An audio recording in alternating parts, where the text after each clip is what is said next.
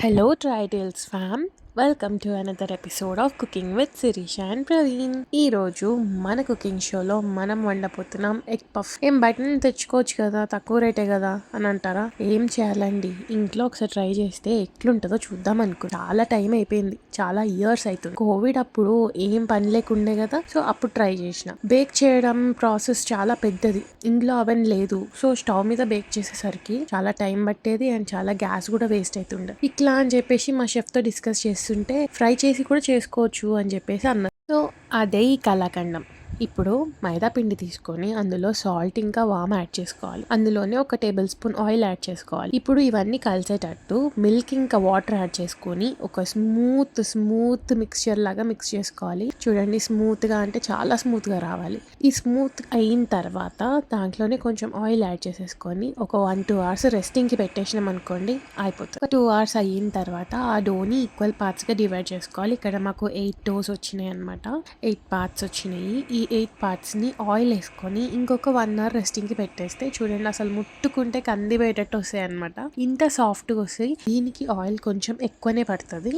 ఈలోపు మరి curry prepare చేసేసుకోవాలి కదా. సో దానికోసం ఆనియన్స్, గ్రీన్ చిల్లీస్, కరేపాకు స్లిట్ చేసుకొని పెట్టేసుకోవాలి. కావాల్సిన ఎగ్స్ అని బాయిల్ చేసుకోవాలి. ఇప్పుడు ఒక చిన్న పాన్ తీసుకొని అందులో జీలకర్ర ఇంకా సన్న కట్ చేసుకున్న పచ్చిమిర్చి, ఆనియన్స్ అవన్నీ వేసుకొని మంచిగా సాటే చేసుకోవాలి. ఇవి మంచిగా బ్రౌన్ అండ్ పింక్ కలర్ వచ్చేంత వరకు ఫ్రై చేసుకున్న తర్వాత అందులోనే కొంచెం పసుపు, ఉప్పు, కారం, ధనియాల పొడి, గరం మసాలా, అల్లం వెల్లిపాయ పేస్ట్ వేసుకొని మంచిగా మిక్స్ చేసుకోవాలి. ఇది చాలా సింపుల్, పెద్ద కష్టమేం కాదు. అండ్ అందులోనే లాస్ట్ కొత్తిమీర, కరివేపాకు యాడ్ చేసేసుకొని లిడ్ పెట్టేసుకుంటే అయిపోతుంది. సో అక్కడ మన కర్రీ ప్రిపేర్ అయిపోయింది, మన ఎగ్స్ రెడీ అవుతున్నాయి, బాయిల్ అవుతున్నాయి. సో ఇక్కడ పఫ్ పేస్ట్రీ ప్రిపేర్ చేస్తున్నాము హ్యాండ్ తోటి.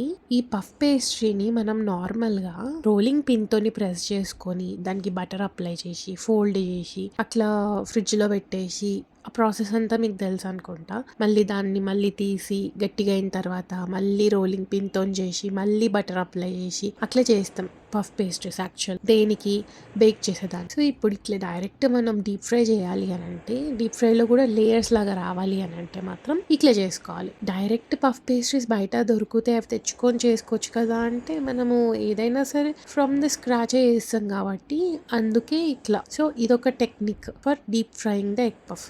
ఇలా మీరు ఎంత సన్నగా వీలైతే అంత సన్నగా స్ప్రెడ్ చేసుకోవాలి. స్ప్రెడ్ చేసుకున్న దాన్ని ముందుకి ఫోల్డ్ చేసుకోవాలన్నమాట. బుక్ ఫోల్డింగ్ అంటారు కదా, ఆ టైప్ ఆఫ్ ఫోల్డింగ్. ఇట్లా ఫోల్డ్ చేసుకున్న తర్వాత మళ్ళీ మీకు ఎడ్జెస్ కానీ ఎక్కడైనా కొంచెం లావు అనిపిస్తే అక్కడ కూడా సెట్ చేసేసుకొని మళ్ళీ దాన్ని ఫ్రంట్కి ఫోల్డ్ చేయాలి వీడియోలో చూపించినట్టు. ఇప్పుడు మనకి ఎక్కడైతే కర్రీ పెట్టాలనుకుంటున్నామో అక్కడ కొంచెం తిన్నగా ఉండేటట్టు చూడండి. సో కర్రీ పెట్టేసుకున్న తర్వాత ఎగ్ని ఇట్లా మిడిల్లోకి హాఫ్ చేసుకొని ఎగ్ని కూడా ప్లేస్ చేసుకోవాలన్నమాట. మీకు ఫుల్ ఎగ్ కావాలంటే ఫుల్ ఎగ్ కూడా పెట్టుకోవచ్చు, హాఫ్ కావాలనుకుంటే హాఫ్ కూడా పెట్టుకోవచ్చు. సో ఇట్లా మనం ప్రిపేర్ చేసుకునే ఎగ్స్ అన్నీ ముందు కట్ చేసుకోవాలి. కట్ చేసుకున్న తర్వాత దానిపైన ఉప్పు, కారం, గరం మసాలా యాడ్ చేసుకుంటే టేస్ట్ బాగుంటుంది. చూడండి, ఇక్కడ మనము ఫోల్డ్ చేసేటప్పుడు లేయర్ పైన లేయర్ వచ్చి అక్కడ మళ్ళీ పిండి ఉడకకపోతే మంచిగా ఉండదు. కాబట్టి ఇట్లా స్ప్రెడ్ చేస్తూ ఫోల్డ్ చేయండి. స్ప్రెడ్ చేస్తూ ఫోల్డ్ చేయడం వల్ల ఈవెన్గా కుక్ అవుతుంది అండ్ లోపట వరకు కుక్ అయ్యే ఛాన్సెస్ ఉంటాయి అన్నమాట. చూసారా, ఇట్లా ఫింగర్స్తోని స్ప్రెడ్ చేస్తూ నీట్గా ఒక ప్యాకెట్ లాగా రావాలి. ఎందుకు అంటే మనము కుక్ చేసేటప్పుడు ఎక్కడైనా సరే ఎగ్ బయటకు వచ్చిందనుకోండి, పేలుతుంది ఆయిల్లోనే. మాకు ఆల్రెడీ అయింది కాబట్టి ఎక్స్పీరియన్స్తో చెప్తున్నా.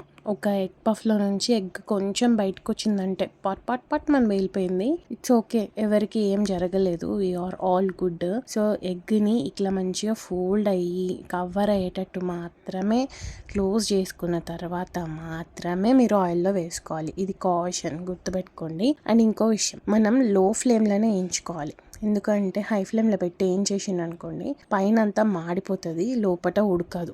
సో లో ఫ్లేమ్లో పెట్టుకొని మెల్లగా టైం తీసుకొని వేయించుకుంటే నీట్గా లోపటి వరకు కుక్ అయిపోతుంది. చిన్న పిల్లలని మాత్రం అస్సలు ఉంచకండి స్టవ్ దగ్గర, చాలా డేంజర్.